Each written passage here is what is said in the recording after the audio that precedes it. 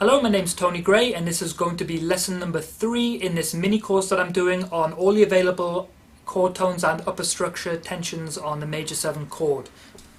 Now for this pattern we're going to be starting from the 5th degree, so the order of notes are going to be 5, 7, they're your chord tones, tension 9, sharp 11, 13, and then we're going to end on the root and the 3rd. That's the ascending pattern. We'll go into the descending pattern a little bit later on. I'm going to be demonstrating it on the 4-string bass, so I'm going to be showing you 2 fingering patterns on this. Then I'm going to move over to the 6th string to show you some variations which are good for the 5 or 6 string and beyond. And to understand these different variations are really important because obviously with the wider range with more strings you can have a lot more efficient way of moving around your instrument. But also having that struggle of these position shifts on the 4th string are great exercises. So this is going to be a great technique exercise.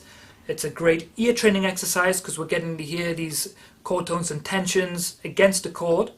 It's great for your muscle memory because now we're breaking away from the habit of always landing on the root when we see the chord, which again is a great ear training exercise, gives you more options and vocabulary for writing melodies and solos. It's a great awareness practice of your fingerboard because we're going to be moving all over the place. So it's really good for a lot of things, but most important, it's an ear training exercise and it's just basically helping you be aware of the other options other than a root. So the fingering patterns are going to appear on the screen against a C major 7 chord. We're going to start on the G. So the first pattern is going to be 3rd fret, 2nd finger on the E string. And then in position I want you to go 1, 4 on the A string for that B and D. And then the 3rd finger, 4th fret of the D string in position for that F sharp. And you might notice there that that's actually spell out a G major 7 chord. G, B, D and F sharp. So that's another useful upper structure you can use when you're soloing or writing melodies against a C major 7 chord. You know, it's really good to break away from the root and understand these visualization patterns as well, so you can kind of picture it in your head, just to give you other options when you're playing over a C major 7.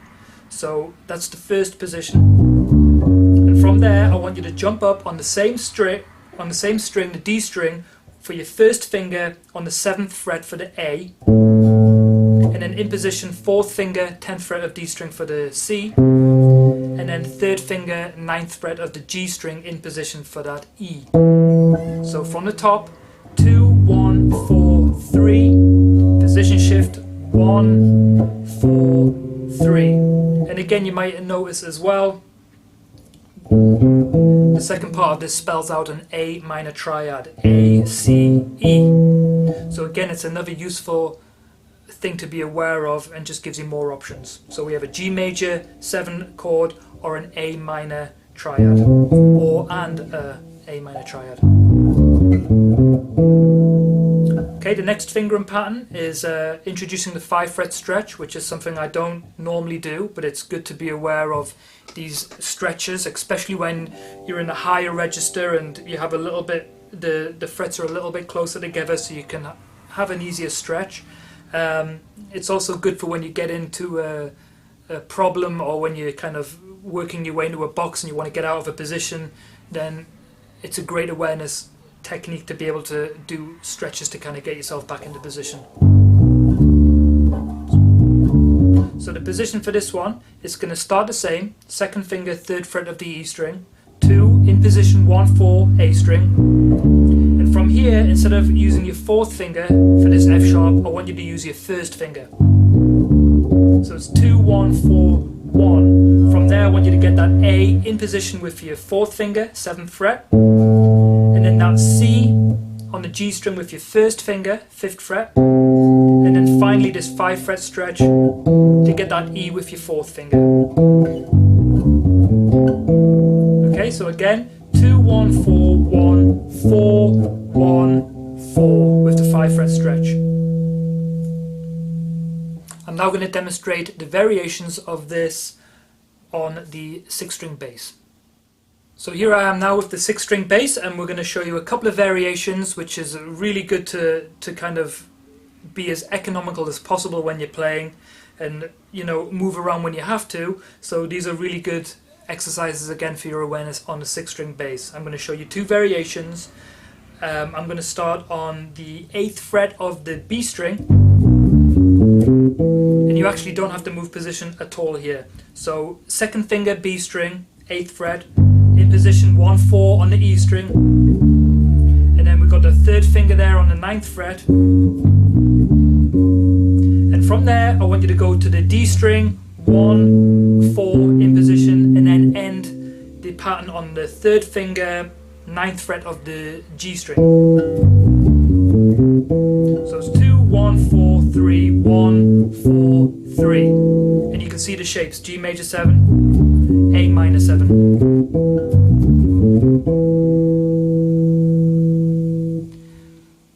Okay, the next position is going to start the same way. There's just one position shift here, and we're going to start same place, 2nd finger, 8th fret of the B string, 2, 1, 4 on the E string in position. Then instead of playing your 3rd finger for that F sharp, we're going to use our 1st finger. So it's 2, 1, 4, 1, and from here we can go 4th finger, 12th fret of the A string for the A, and then play that A minor triad. So it's 4, 2 on the D string, ending 1st finger, 9th fret of the G string.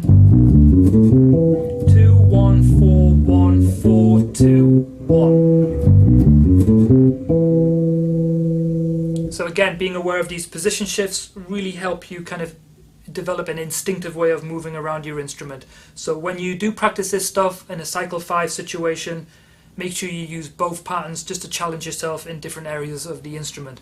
And especially with a 5-string bass or a 6-string, practice it in different areas of the instrument.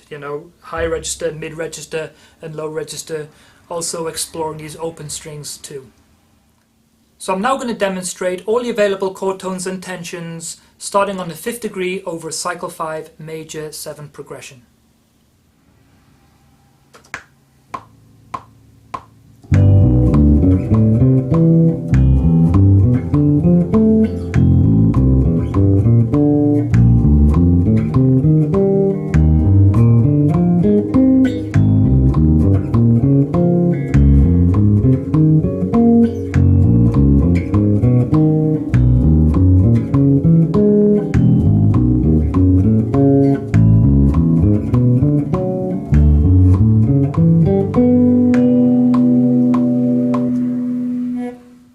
So now let's have a look at these descending patterns. Now these descending patterns can be quite tricky because again we're probably out of our comfort zone here. We're working backwards. We're going to keep the same order of notes. It's again a great awareness and exercise, and this is really where the visualization of these patterns come in, because you're really going to be thinking over time about which order you are and which chord you're playing it against, and it gets a little bit confusing. So make sure you practice this stuff really slowly. So again, there are going to be 2 patterns. They're basically the same as the ascending one. We can start this on the 9th fret of the G string, 3rd finger, 3, then move down to the D string, 4th finger, 10th fret, 4 in position 1, so 3, 4, 1, and then jump down to your 3rd finger, 4th fret of the D string for that F sharp, and then 3, 4 on the A string, 1, A string, 2nd finger, 3rd fret of the G string. So 3, 4, 1, same string, 3, 4, 1, 2. The variation is going to start with that 5 fret stretch, so it's going to be E to C. So 9th fret, 4th finger, 1st finger, 5th fret, G string.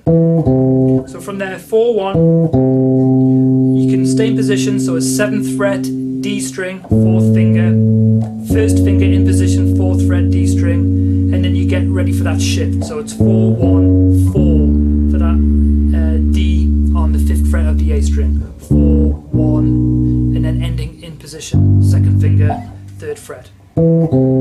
So again, 4, 1, 4, 1, 4, 1, 2.